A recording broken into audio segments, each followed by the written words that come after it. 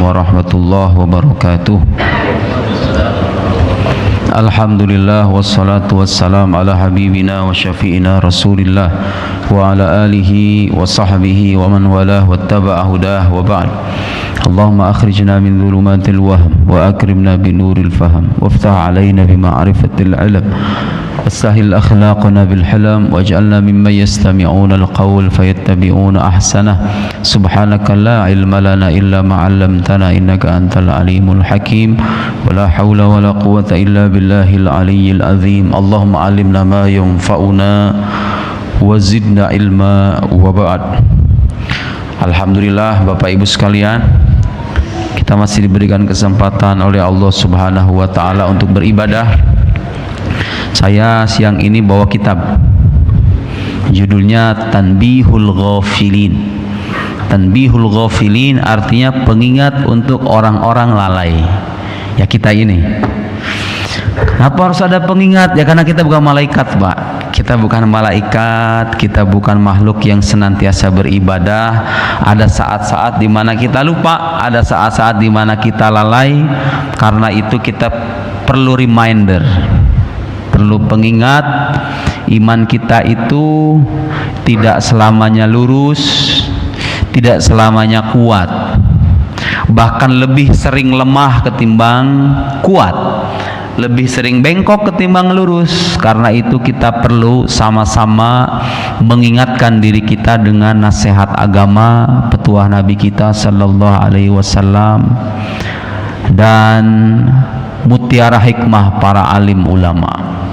Tapi Pak, selama kita menjadi umat Nabi Muhammad sallallahu alaihi wasallam, kita nggak perlu khawatir secara berlebih, karena ada sebuah hadis dan ini kabar gembira bagi kita semua. Selama keyakinan Muhammad sallallahu alaihi wasallam adalah utusan Allah itu tertanam dalam hati, maka kita mendapatkan kemuliaan ini. Apa kemuliaannya? Nah, dengarkan Pak. Saya menyampaikan, ini bukan saya yang ngomong. Nabi sallallahu alaihi wasallam bersabda, "Tu'radu alayya amalukum." Amalan kalian itu, amalan kita orang muslim itu diperlihatkan ke Nabi Muhammad. Nabi Muhammad memang bisa melihat amal kita? Ya bisa. Bukan dengan jasadnya tapi dengan rohnya. Jadi harus kita ingat, manusia itu terdiri dari dua komponen. Ada namanya jasad, ada yang namanya ruh. Manusia itu gak cuma daging dan tulang dan darah, tapi sisi terdalam manusia itu ada yang namanya roh. Roh itu tidak mengalami kematian Pak, asal kita tahu ya. Ruh itu diantara makhluk yang Allah ciptakan untuk diabadikan. Jadi ruh kita itu nanti nggak mati. Kita tuh kalau udah mati, jasad kita doang tuh yang kena tulang, yang jadi tulang belulang. Ruhnya kemana? Ruhnya masuk ke alam barzakh. Nanti dibangkitkan lagi sampai hari kiamat nanti. Surga neraka itu kan abadi. Ya, ruh manusia itu nggak mati. Nabi Muhammad itu rohnya masih ada. Ya masih ada lah. Orang-orang manusia aja nggak mati, bagaimana mungkin imamnya manusia, imamnya orang-orang beriman rohnya mati? Jadi Nabi Muhammad itu ruhnya itu diperlihatkan kepadanya amalan umatnya. Terus gimana? Fa in ra'aitu khairan hamidullah. Kalau aku melihat kebaikan, kata Rasulullah itu ketika diperlihatkan amalan umatnya, umatnya sholat berjamaah, umatnya berdoa, umatnya bersedekah, beliau memuji Allah, bersyukur kepada Allah. Bagaimana kalau buruk, maksiat? Nah, kabar gembiranya apa? Istaghfarullah lakum. Aku memintakan ampunan untuk kalian. Saya mau nanya nih, kira-kira ya, kalau Nabi yang istighfar, kira-kira ditolak nggak sama Allah, Pak? Ini orang muslim kadang-kadang ada kecemasan berlebih dalam hidup, lupa dengan pesan-pesan semacam ini.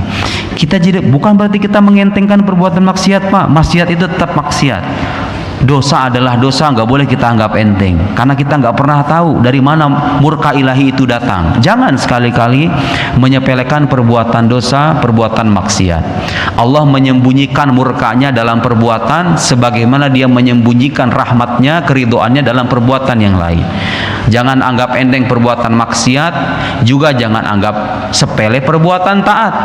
Yang taat kita agungkan, yang maksiat kita tinggalkan sebisa mungkin. Tapi kalau udah terlanjur, khawatir gimana. Nah, agama memberikan optimisme supaya kita nggak bersedih terlarut dalam kekecewaan atau kecemasan. Saya gimana nanti masuk neraka masuk surga ini? Dalam hati Bapak ada nggak keimanan? Asyhadu an la ilaha illallah wa asyhadu anna Muhammad. Itu kalau bisa jangan sampai lepas. Sampai mati kita pegang teguh, supaya apa? Berlaku bagi kita rahmat Allah yang tercurah melalui Nabi Muhammad sallallahu alaihi wasallam itu. Jadi kalau melihat ada umatnya berbuat buruk, Nabi itu beristighfar di kubur, di alam rohaninya. Beliau itu beristighfar untuk umatnya. Nah, makanya kita nggak perlu tenggelam dalam kekecewaan atau rasa cemas yang berlebih, karena Nabi senantiasa menghampiri kehidupan. Cuma kita yang nggak ngerasa. Makanya Pak, kalau Bapak sholat nih, coba ketika Bapak tahiyat itu sebagai isyarat bahwa Nabi itu benar-benar ada dalam kehidupan kita. Allah tuh ngajarin kita sholat tuh bacaannya gimana Pak? Salam sama Nabi itu, assalamu alaika atau assalamu alaihi. Assalamu alaika dalam tahiyat, assalamu alaika ayyuhan nabi wa rahmatullahi wa barakatuh. Bapak tahu artinya assalamu alaika? Dalam gramatika bahasa Arab, kaf itu namanya kaful mukhatab. Mukhatab itu artinya lawan bicara yang hadir.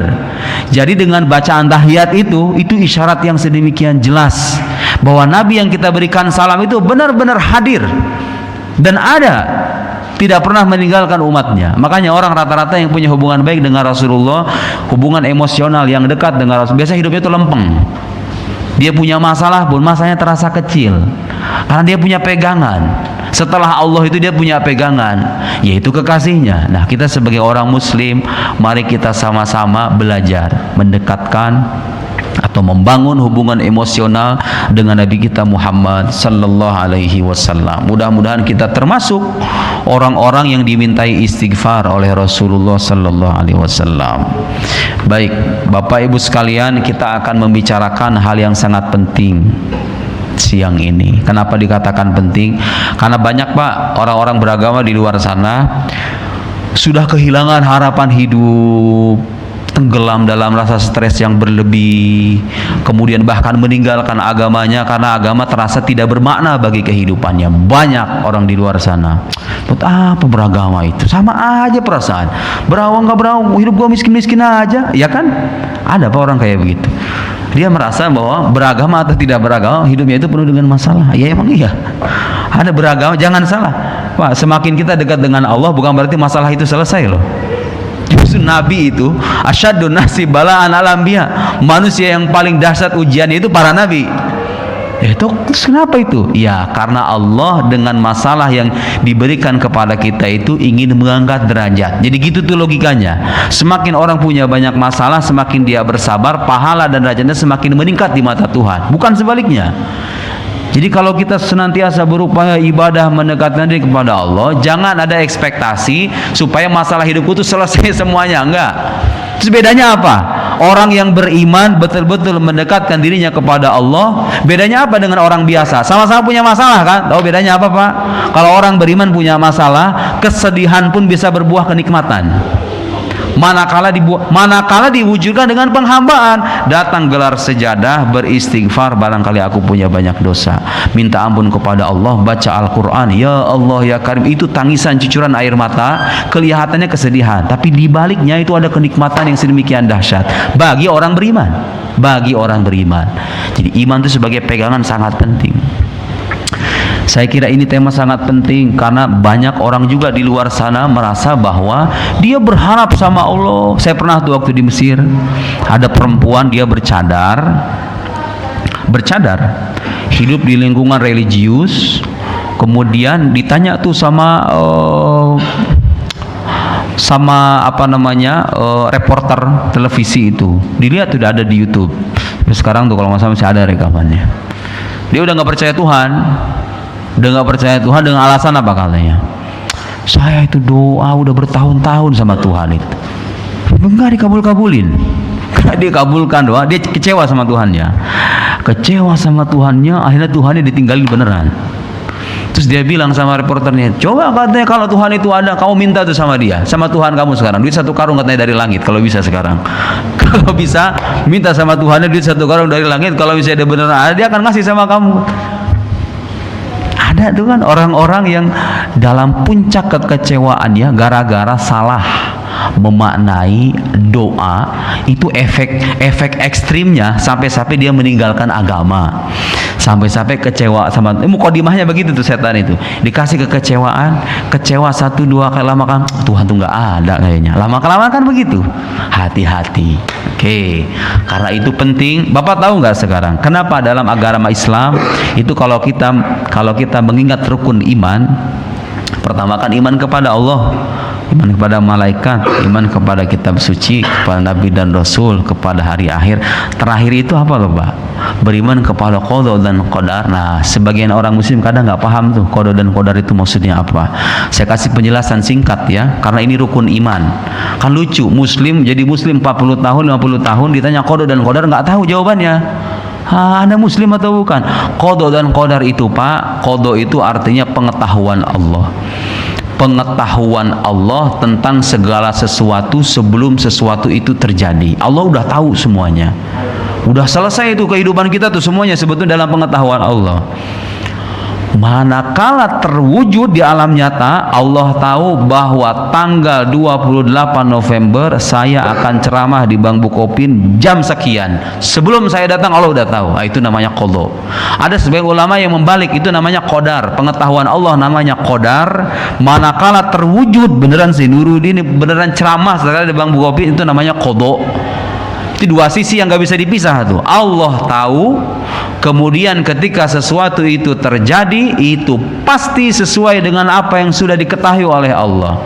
Jadi kita orang beriman ini diminta percaya sama Allah bahwa Bapak hidup dalam keadaan apapun, rezeki berapapun, istri seperti apapun, anak seperti apapun, apapun yang kita jumpai dalam hidup itu Pak, itu udah selesai sebetulnya. Cuman kita nggak tahu aja ke depan apa yang terjadi. Kita yang nggak tahu, Allah sudah tahu dan sudah selesai dalam pengetahuan. Nah, kita diminta untuk percaya Pak, kalau sesuatu itu terjadi, Allah sudah menghendakinya sebelum dia terjadi dan sudah mengetahuinya secara pasti. Manakala dia terjadi, kita juga harus yakin bahwa ini adalah takdir Allah Subhanahu wa ta'ala. Apa gunanya itu coba? Keyakinan semacam ini gunanya Pak, di samping itu bentuk kejujuran iman kita kepada Allah, ternyata kalau kita renungkan itu kunci kebahagiaan hidup di dunia. Iya, Bapak boleh tanya orang-orang yang stres dalam hidupnya itu, kau percaya takdir apa enggak? Mungkin dia akan jawab, ya saya percaya. Tapi kamu percaya enggak bahwa yang kamu dapat ini adalah pilihan dari Tuhan kamu dan itu maslahat untuk diri kamu? Kadang-kadang enggak semua orang percaya. Kadang-kadang masih banyak orang yang mengikuti sudut pandangnya, enggak, menurut aku harusnya enggak begini, menurut aku harusnya begitu. Nah, itu tanda lemahnya iman kepada takdir. Apa coba resikonya apa? Merubah kenyataan kita nggak bisa. Yang ada apa? Kita tenggelam dalam kekecewaan yang sedalam-dalamnya. Padahal kita berandai-andai 500 kali sekalipun itu nggak bakal bisa kebuka. Sesuatu yang sudah terjadi itu nggak akan bisa dikembalikan, nggak akan bisa diubah. Takdir Allah itu mubram, selesai semuanya. Kalau kata Allah begini harus begini. Ada sebagian ulama mengatakan ada yang takdir mu'allaq. Takdir mu'allaq, takdir yang digantungkan pada usaha manusia. Iya, itu kelihatannya bagi kita, tapi bagi Allah semuanya sudah selesai. Allah sudah menentukan semua rezekinya, usianya, kapan kamu kawin, kapan kamu punya anak, kapan kamu punya masalah, kapan kamu diberikan nikmat, semuanya sudah selesai.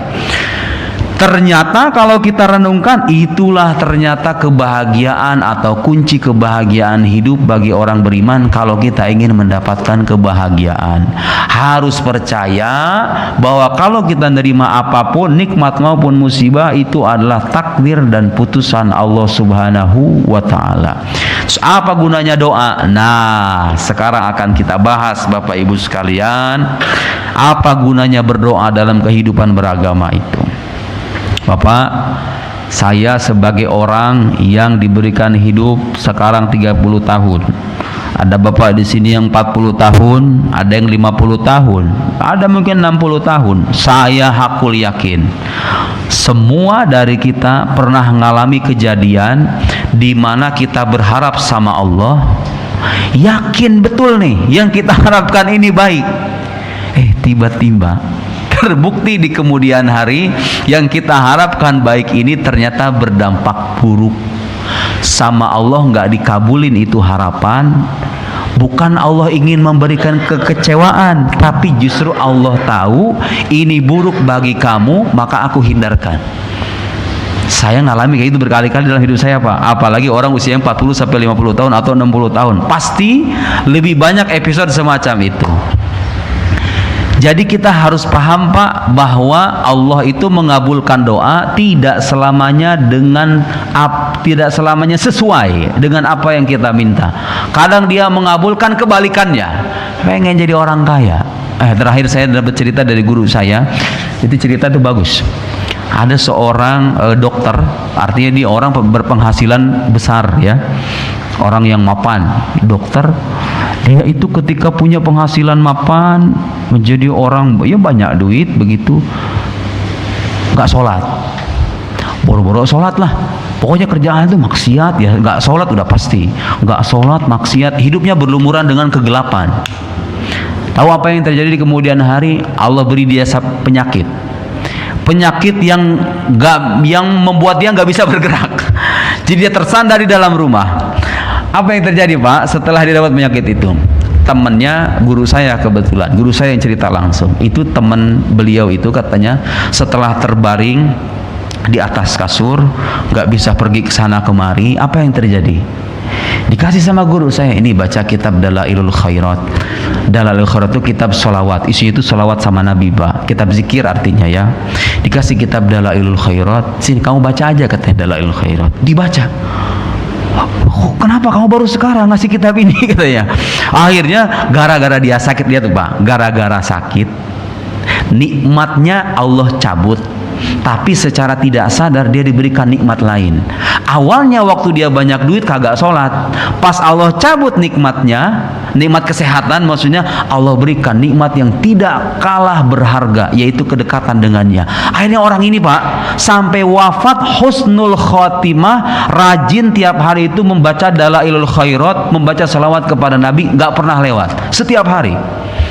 Gara-gara apa itu? Gara-gara penyakit yang Allah berikan. Kelihatannya itu kesedihan, tapi pada hakikatnya itu nikmat yang sering kita lupakan. Begitu seharusnya kita memandang ketetapan ilahi itu. Supaya apa? Supaya kita punya kesejukan batin, supaya nggak tenggelam dalam rasa kecewa terus menerus.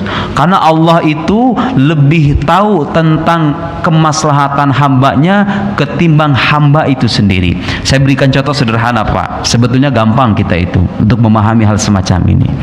Cuma untuk dipraktekannya kadang susah. Bapak kalau punya anak masih SD, masih perlu belajar, masih perlu diatur waktu, masih perlu dikontrol. Anak SD minta HP, dan Bapak tahu betul kalau dia dikasih HP nanti dia malas belajar, malas sekolah, setiap hari kerjaannya main game online, bahaya untuk masa depannya. Minta terus menerus HP, akhirnya dia minta dengan protes. Bapak itu akan dipandang sebagai orang tua yang tidak sayang kepada anak kalau beliin dia HP, betul nggak?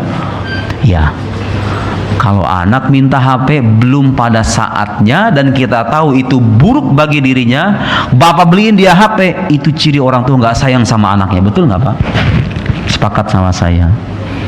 Ini kita alami dalam kehidupan sehari-hari. Menjelang remaja, dibeliinlah HP. Terbukti apa yang Bapak khawatirkan, wah ini anak kagak sekolah, kerjaannya main game online. Dan banyak sekarang anak-anak muda yang kayak begitu.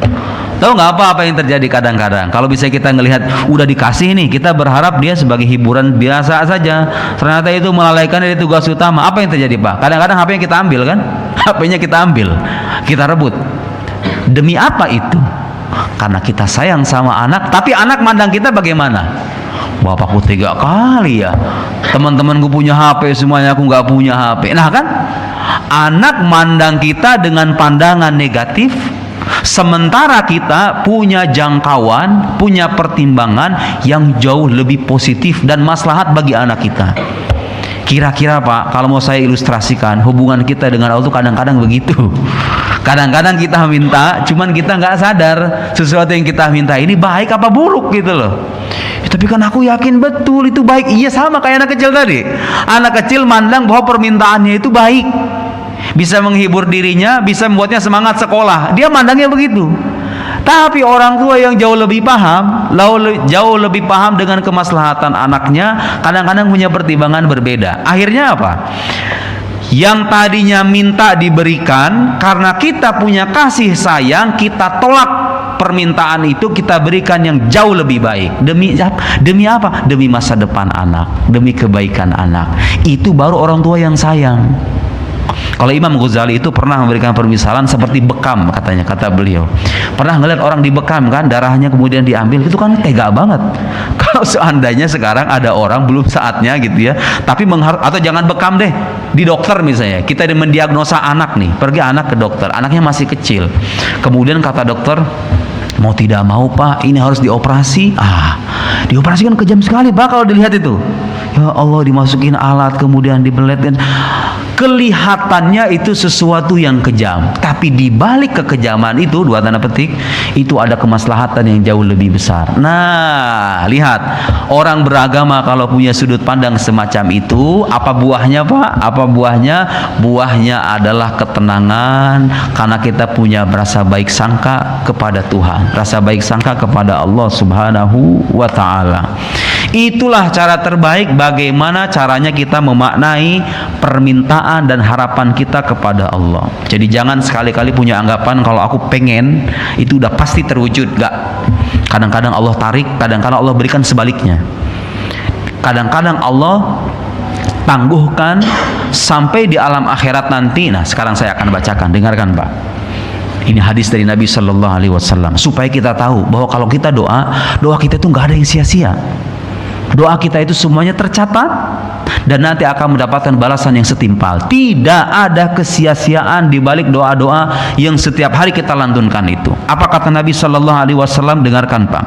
Ma min muslimin, tidaklah seorang muslim apa saja, mau ahli maksiat mau orang taat, muslim. Ma min muslimin yad'u bidu'a, dia berdoa dengan sebuah doa apa aja, mau menyangkut dunia, mau menyangkut akhirat, kalau dia berdoanya tulus kepada Allah, apa coba balasannya? Illastujibalahu, kecuali Allah itu mengijabah doanya kalau dia ada ketulusan. Saya ahli maksiat, ya istighfar dulu, apa susahnya? Beristighfar, minta sama Allah. Allah tidak pernah menutup pintunya bagi orang-orang yang berbuat maksiat. Kita aja yang kadang-kadang terlalu pesimis menghadap Tuhan kita. Kita aja yang gak kenal sama Tuhan kita. Allah itu berkali-kali Pak memperkenalkan dalam kitab sucinya Afu, Ghafur, Rauf, Rahim. Maha pengasih, maha penyayang, maha pemaaf. Kurang apa itu? Kita berlumuran maksiat, datang kepada Allah dengan pertobatan yang benar, Allah akan menerima. Kalau muslim memanjatkan doa, kata Allah janjinya apa? Dia akan diijabah. Dan itu sesuai dengan ayat Al-Quran. Ud'uni astajib lakum. Mintalah kalian doa kepadaku, aku akan ijabah. Kemudian di ayat yang lain surat Al-Baqarah, wa idza sa'alaka ibadi anni fa inni qarib. Jika hambaku bertanya kepadamu wahai Muhammad tentangku, maka jawablah aku itu dekat. Kita aja yang jauh. Allah itu dekat dengan hambanya, kita jauh gara-gara kemaksiatan dan dosa-dosa kita. Lanjut ke hadis ini. Tidaklah seorang muslim berdoa kecuali Allah mengijabah doa itu. Nah, tapi ada pilihannya. Bagaimana cara Allah mengijabah doa? Nah, ini kadang orang-orang suka salah paham tuh begitu. Disangkanya kalau Allah mengijabah doa itu artinya apa? Aku ingin kerja di perusahaan ini, tiap hari sholat duha, tiap hari tahajud, tiap hari bersedekah, tiap hari ini. Dan dia punya bayangan kalau Allah mengabulkan doanya itu persis harus bekerja di tempat itu sesuai dengan impian dia. Salah. Kadang-kadang Allah tahu kamu kalau kerja di situ akan menjadi orang kufur nikmat, kamu nanti banyak duit kagak sholat lagi. Akhirnya apa? Allah singkirkan itu pilihan, dikasih pilihan yang terbaik. Gak sekarang, kadang 2 bulan, kadang 3 bulan, kadang setahun. Ya itu biasa saja. Nabi aja Pak doa nih, jangankan kita nih. Coba Kita itu dengan Nabi levelnya udah nggak ada tuh, udah nggak ada bandingannya. Itu Nabi doa. Nabi Ibrahim doa, Rabbana wab'ats fihim rasulan minhum yatlu alaihim ayatik wa yu'allimuhumul kitaba wal hikmata wa yuzakkihim innaka antal azizul hakim. Ya Allah, utuslah, kata Nabi Ibrahim dalam Al-Qur'an surat Al-Baqarah. Rabbana wab'ats fihim rasulan, utuslah seorang rasul dari kalangan orang-orang Mekah, orang-orang Arab. Minhum, dari kalangan mereka, yatlu alaihim ayatik, yang akan membacakan ayat-ayatmu. Itu doanya Nabi Ibrahim kapan, Pak? Nabi Ibrahim jauh.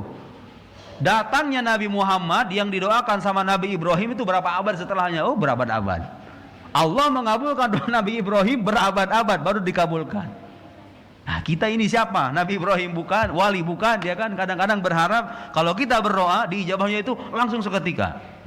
Apa seolah-olah jangan-jangan kita itu cuma mempertuhan diri kita sendiri, menganggap Allah itu sebagai hamba kita. Kan kadang-kadang begitu orang berdoa secara tidak sadar kadang-kadang terjebak dalam cara seolah dirinya adalah Tuhan dan Tuhannya adalah hamba yang harus nurut sama keinginannya. Betul nggak?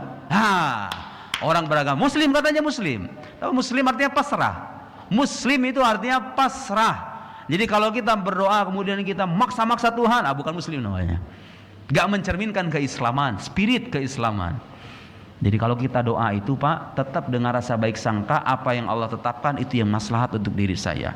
Lanjut ke sini, Pak. Fa imma ayyu ajjalalahu fid dunya, kadang-kadang doanya orang muslim itu disegerakan di dunia. Ada tuh doa kayak begitu. Saya dulu cita-cita waktu saya jadi mahasiswa, Pak, saya cita-cita jadi penulis, pengen banget jadi penulis. Memang kerjanya suka baca buku, ngelihat buku-buku tebal. Kapan ya saya bisa nulis buku kayak begini nih, yang tebal-tebal begini. Subhanallah, Allah kabulkan persis sesuai dengan apa yang saya minta, bahkan lebih dari itu.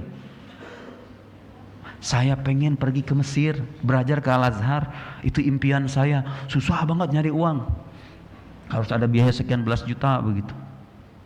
Nanya ke ibu saya, nanya ke guru saya, berikhtiar, bersedekah, tahajud, sholat duha. Alhamdulillah, Pak, dikabulkan persis seperti saya minta.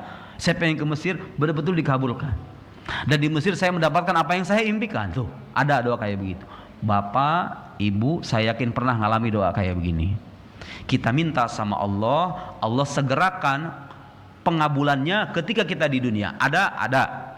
Tapi apakah semuanya doa kayak begitu? Enggak. Nah, lanjutannya, wa imma ayyuddakhalahu fil akhirah, atau Allah tabung, Allah simpan buat bekal kita di akhirat. Barangkali ya, kita ini kalau misalnya ditimbang amalan kita, dosanya lebih banyak. Tapi kita nggak pernah berhenti berdoa, sama Allah ditabung itu doa supaya nanti menjadi catatan kebaikan yang bisa mengalahkan perbuatan buruk kita. Ketika ditimbang, ternyata doa-doa itu mengalahkan amal keburukan kita, masuk surga ujung-ujungnya. Enak nggak itu kira-kira? Ya enak lah.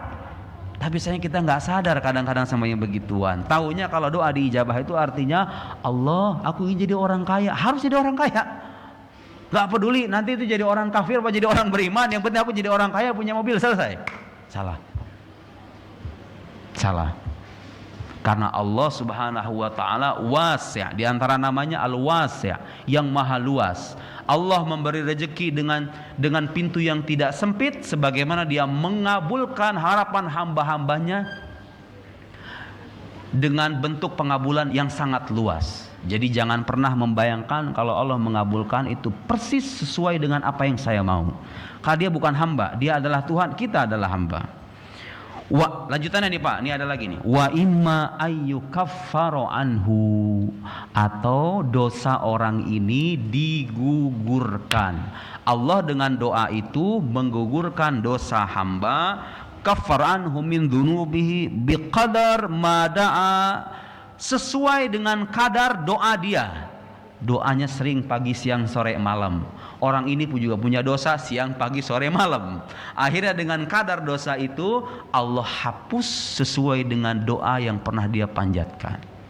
Bisa terjadi kata Nabi. Jadi doa yang kita harapkan itu kadang-kadang Allah kabulkan dengan apa? Dengan terhapuskannya dosa-dosa kita. Saya kalau disuruh milih nih, mendingan milih yang kayak begini, supaya nanti pas kita pulang dalam keadaan kita suci. Dengan doa-doa kita itu tanpa kita sadari, cuma kita nggak kelihatan, Pak, nggak bisa ngelihat tuh bagaimana cara Allah menghapus dosa itu. Tapi ini Nabi yang bilang, Bahwa kalau kita berdoa, kadang-kadang Allah itu menghapus dosa kita dengan doa yang kita panjatkan itu, bukan dengan hanya mengabulkan apa yang kita mau. Biqadr ma da'a ma lam yad'u bi itsam au qati'atur rahim. Selama dia tidak berdoa dengan dosa ya Pak ya. Kalau Bapak kurang puas dengan satu istri, tiba-tiba berdoa sama Allah supaya perempuan yang Bapak taksir bisa jadi selingkuhan Bapak. Selesai sholat minta sama Allah, ya Allah tundukkan hati dia supaya aku bisa berkencan dengan yang bersangkutan. Nggak bisa, nggak boleh. Itu namanya berdoa yad'u bi itsam, itu berdoa dengan dosa, nggak boleh. Selama berdoa dengan kebaikan, nah itu ya, selama berdoa dengan kebaikan dan dia tidak memutus tali silaturahim. Nah lihat, malam yad'u bi itsam au qati'atur rahim, selama dia tidak berdoa dengan dosa, selama dia tidak memutuskan tali silaturahim. Hati-hati nih Pak, karena ada hadis lain, ancaman lain, la yadkhulul jannah qati'ur rahim, tidak akan masuk surga. Tentu tidak akan masuk surga itu bukan berarti enggak masuk surga sama sekali. La yadkhulul jannah dukhulal faizin, tidak akan masuk surga dengan masuknya orang-orang yang mendapatkan kemenangan sejati. Ya mungkin dia masuk surga tapi belakangan gitu kira-kira. Kalau dia muslim, ya bukan berarti kalau orang memutus tali silaturahim itu jadi orang kafir ya. Kalau dia muslim, wafat sebagai muslim, tapi dia itu memutus tali silaturahim, kalaupun dia masuk surga, levelnya itu di bawah. Nauzubillah. La yadkhulul jannah qati'ur rahim, tidak akan masuk surga orang yang memutus tali silaturahim. Silaturahim itu artinya apa Pak? Rahim itu. Nah kadang-kadang kan kita dalam bahasa Indonesia, kalau kita berkunjung ke rumah teman, nggak ada hubungan kekerabatan, itu namanya silaturahim. Bukan itu yang dimaksud. Silaturahim itu hubungan secara khusus dengan kerabat-kerabat yang punya tali rahim. Bapak, ibu, adik, ponakan, bibi, paman yang punya kekerabatan dengan kita tuh hati-hati. Kalau Bapak punya paman, punya bibi, punya anak, apalagi anak, punya cucu, punya ponak, apa saja yang masih dalam ikatan kekeluargaan kita, jangan pernah sekali-kali memutus tali silaturahim. Itu dampak buruknya nggak cuma di dunia tapi di akhirat. Di dunia juga sama Pak. Dan tahu nggak, ada nih salah satu tips. Kadang sebagian muslim gak sadar dengan ini. Kalau Bapak pengen rezeki Bapak itu diberikan kelancaran, nih bukan saya ngomong Pak, Nabi Shallallahu Alaihi Wasallam dalam sebuah hadis memberikan wasilah kepada kita, memberikan perantara kepada kita. Kalau mau, man ahabba ayub satolahu fi rizqih, barang siapa yang ingin dilapangkan rezekinya. Lihat Pak, kalau mau dilapangkan rezekinya, wa ayunas salu fi atharihi, dipanjangkan usianya, apa katanya? Falyasil rahimah, bangunlah atau hubunglah tali silaturahim. Gimana caranya? Habis silaturahim itu, ya datang berkunjung ke rumahnya, sekedar basa-basi, iya, itu pahala luar biasa. Gak bisa, saya sibuk, HP. Sekarang ada HP, telepon, gimana kabarnya? Punya bibi, punya ponakan, punya saudaranya ponakan, telepon. Itu kata Nabi Pak, kalau kita rajin menyambung tali silaturahim, rezeki kita itu akan dilapangkan. Saya nih sebagai orang muslim yang tahu betul hadis ini, ngamalin alhamdulillah.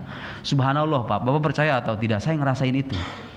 Semakin hubungan kita baik dengan orang tua, dengan kerabat, gak ada konflik. Kalau ada konflik, kita yang memulai untuk damai, minta maaf. Saya ngalamin betul Pak, alhamdulillah rezeki saya gak pernah seret. Tapi Bapak lihat deh, saya kadang-kadang melihat 1-2 kasus gitu ya, orang-orang yang sama bininya kayak begitu. Saya pernah tuh dapat cerita dari ibu saya, ada suami istri punya rumah 2 lantai, istrinya lantai 1, istrinya lantai 2, suaminya lantai 1, nggak pernah ada tegur sapa, gara-gara masalah konflik keluarga. Ya Allah, itu sadar atau tidak dia sedang menyengsarakan dirinya sendiri. Memutus tali silaturahim itu bahaya. Ancaman di akhiratnya ada, malapetaka di dunia juga ada. Selama orang itu tidak memutus tali silaturahim, selama dia tidak berdoa dengan dosa, maka kata Nabi Shallallahu Alaihi Wasallam, orang itu akan diijabah doanya dengan cara apa? Ima Allah segerakan di dunia apa yang dia minta, ima Allah tabung di alam akhirat, atau dengan dosa itu dia di apa tadi Pak? dihapus dosa-dosanya. Saya akan bacakan sekarang bait dari kitab Hikam karangan Imam Ibn Athaillah As-Sakandari yang relevan dengan tema ini. Bagus sekali hikmahnya. Dengarkan Pak. La yakun ta'akhur amadil ata ma'al ilhah fid du'a mujiban liyasik. Jangan sampai terlambatnya pengabulan dari permintaan kita, pemberian dari Allah maksudnya, jangan sampai terlambatnya pemberian Allah ma'al ilhah fid du'a, di saat kita terus menerus berdoa. Nah, jangan sampai kalau kita terus menerus berdoa terus cara Allah mengabulkan itu lambat dalam perspektif kita ya, tentu Allah punya pertimbangannya sendiri. Tapi jangan sampai, kata Imam Ibn Athaillah As-Sakandari, terlambatnya pemberian itu di saat kita terus menerus berdoa mujiban liyasik, membuatmu berputus asa. Kenapa? Lanjutannya, fahuwa dhamina lakal ijabah, dia menjanjikan pengabulan. Tenang aja, dia menjamin dan menjanjikan pengabulan fima yakhtaruhu lak, pada apa yang dia pilih untuk kamu, la fima takhtaruhu li nafsik, bukan pada apa yang kamu pilih untuk dirimu. Lihat, sesuai dengan yang tadi.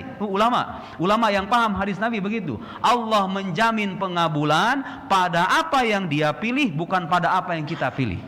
Lanjutnya apa lagi Pak? Wa fil waqtil ladzi yurid la fil waqtil ladzi turid, pada saat yang dia mau, bukan pada saat yang kamu mau. Nah, Allah menjamin doa kita diijabah pada saat yang dia mau, bukan pada waktu yang kita inginkan, dengan apa yang dia pilih, bukan berdasarkan apa yang kita mau. Begitulah adab kita berdoa. Jadi doa itu sebetulnya bukan untuk mewujudkan apa yang kita mau aja. Itu kesimpulannya. Terus buat apa? Idharul ubudiyah. Idharul ubudiyah artinya menampakkan sisi kehambaan kita, bahwa kita ini merasa sebagai hamba. Namanya hamba harus meminta sama tuannya, ya sudah selesai. Kata tuannya dikabulkan ya bagaimana, itu terserah dia.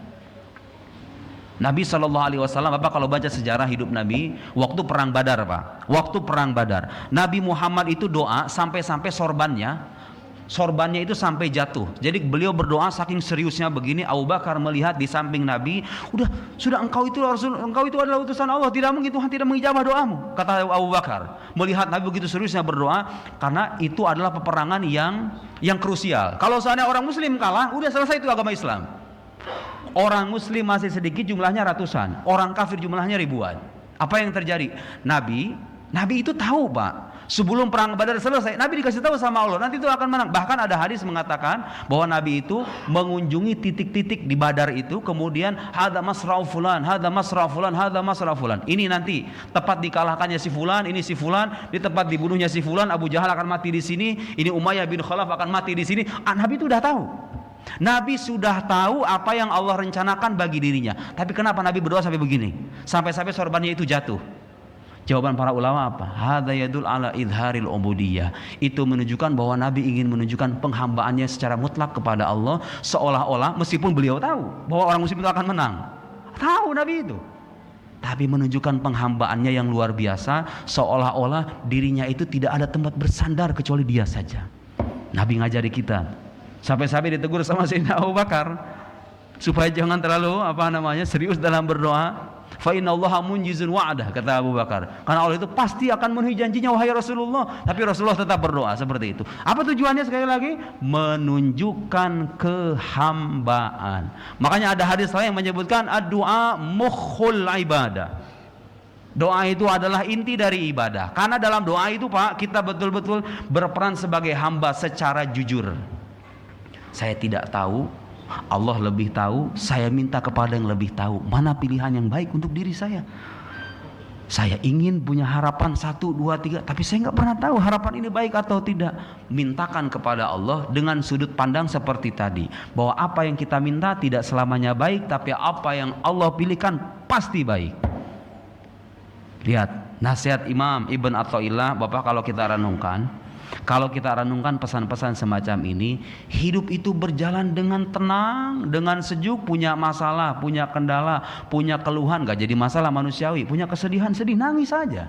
Apa masalahnya kita menangis? Menangis itu tidak berdosa. Justru dengan tangisan itu kadang Allah ingin mengetuk pintu kita, supaya kita mengetuk pintunya. Orang baru berkata ya Allah. Bahkan ada Pak, ulama-ulama besar itu, kata guru saya, kalau misalnya doa nih, selesai sholat, doa, kadang-kadang mereka doanya begini doang. Ya Rob, ya Rob, cuman ya Rob dong. Kenapa katanya? Ilmuka bihali yughni an su'ali. Pengetahuan Allah tentang keadaanku itu sudah tidak membuat aku perlu bertanya lagi, gitu loh. Ada ulama-ulama Pak, sampai pada makom tertentu tahu dirinya itu, bagi Allah itu sudah tahu kan apa yang maslahat bagi dirinya. Ya kalau Allah sudah tahu apa yang maslahat bagi saya, tugas saya ibadah aja dah. Cuma begini dong, ya Rob, udah selesai katanya doanya itu. Saking apanya itu? Saking dalamnya kepercayaan kepada Tuhannya, bahwa Allah tahu yang paling maslahat untuk hambanya. Sampai-sampai begitu doanya itu. Kalau kita kan enggak, didaftar kadang-kadang ya kan, didaftar satu persatu. Kalau misalnya pergi ke Ka'bah itu, mau doa apa nih? Tulis, doanya ditulis tuh. Doanya ditulis. Saya mau doa buat ayah saya katanya. Binnya bin siapa? Disebutin binnya. Takut ketukar sama malaikat kali, di bin disebutin. Kadang-kadang kita serinci itu kan. Ada Pak orang-orang yang ya Allah juga tahu kamu pengen doa sama siapa. Kan begitu. Tanpa disebutkan bin fulan itu kan hanya secara lahiriah aja. Tanpa Allah sebut, tanpa kita sebutkan dalam tahlilan Pak, bin fulan, Allah udah tahu kamu pengen doa buat siapa. Lihat, ada orang-orang level keimanannya beda-beda. Nah, orang kayak kita ya doa-doa aja. Tapi itu tadi, belajar mengoreksi doa kita, supaya doa itu jangan dijadikan perantara seolah kita adalah Tuhan dan Tuhan adalah hamba. Kan ada yang kayak begitu. Maksa Tuhannya, terus kalau misalnya Tuhannya gak sesuai dengan apa yang dia mau, dia tinggalin Tuhannya. Apa itu macam keimanan apa itu? Tapi sadar atau tidak, orang-orang beriman di lingkungan kita, mungkin termasuk kita diantaranya, terjebak dalam kesalahan semacam itu. Jadi ini penting. Lihatlah bagaimana iman kepada takdir, iman kepada ketetapan Allah, itu ternyata bukan hanya ekspresi kejujuran iman kepada Allah, tapi juga itu adalah jalan supaya kita hidup di dunia bahagia dan bisa senantiasa dekat dengan Allah Subhanahu wa ta'ala. Saya harapkan mudah-mudahan ini bermanfaat untuk diri saya sendiri, untuk Bapak Ibu semuanya, supaya kita terus menerus menambah keimanan kita, karena bagaimanapun keimanan adalah hal yang paling berharga selama kita hidup di dunia. Mari kita sama-sama berdoa kepada Allah Subhanahu wa ta'ala dengan baca istighfar 3 kali. Astaghfirullahaladzim, astaghfirullahaladzim, astaghfirullahaladzim. A'udzubillahi minasyaitonir rajim. Bismillahirrahmanirrahim. Alhamdulillahirabbil alamin. Hamdan yuwafi ni'amahu wa yukafi mazidah. Ya Rabbana lakal hamdu wasyukru kama yanbaghi li jalali wajhikal karim wa 'azimi sultanik. Allahumma salli ala sayyidina Muhammadin nabiyil ummiyil habibil 'alil qadril 'azimil jahi wa ala alihi wa sahbihi wa sallim. Allahumma jal jam'ana hadza jam'an marhuma wa jal tafarruqana min ba'di tafarruqan ma'suma. Allahumma ya muyassir kulla asir, yassir alaina kulla asir, fa inna taysirul asir alayka yasir. Ya man la yahtaju ila al-bayan wa tafsir, hajatuna ilayka katsira wa anta alim biha wa basir. Rabbana zalamna anfusana wa illam taghfir lana wa tarhamna lanakunanna minal khasirin. Rabbana ighfir lana wa liwalidina warhamhum kama rabbawna shighara wa li jami'il mu'minin wal mu'minat wal muslimin wal muslimat al ahya'i minhum wal amwat. Rabbana atina fid dunya hasanah wa fil akhirati hasanah wa qina adzaban nar. Da'wahum fiha subhanakallahumma wa tahiyyatuhum fiha salam wa akhiru da'wana alhamdulillahi rabbil alamin. Al-Fatihah. A'udzu billahi minasyaitonir rajim. Bismillahirrahmanirrahim. Alhamdulillahi rabbil alamin. Ar-Rahmanir Rahim. Maliki yaumiddin. Iyyaka na'budu wa iyyaka nasta'in. Ihdinas siratal mustaqim. Siratal ladzina an'amta 'alaihim ghairil maghdubi 'alaihim waladdallin. Subhanakallahumma wa bihamdik asyhadu an la ilaha illa anta nastaghfiruka wa natubu ilaik. Wa sallallahu ala sayyidina Muhammad wa ala alihi washabihi wasallam. Wassalamu alaikum warahmatullahi wabarakatuh.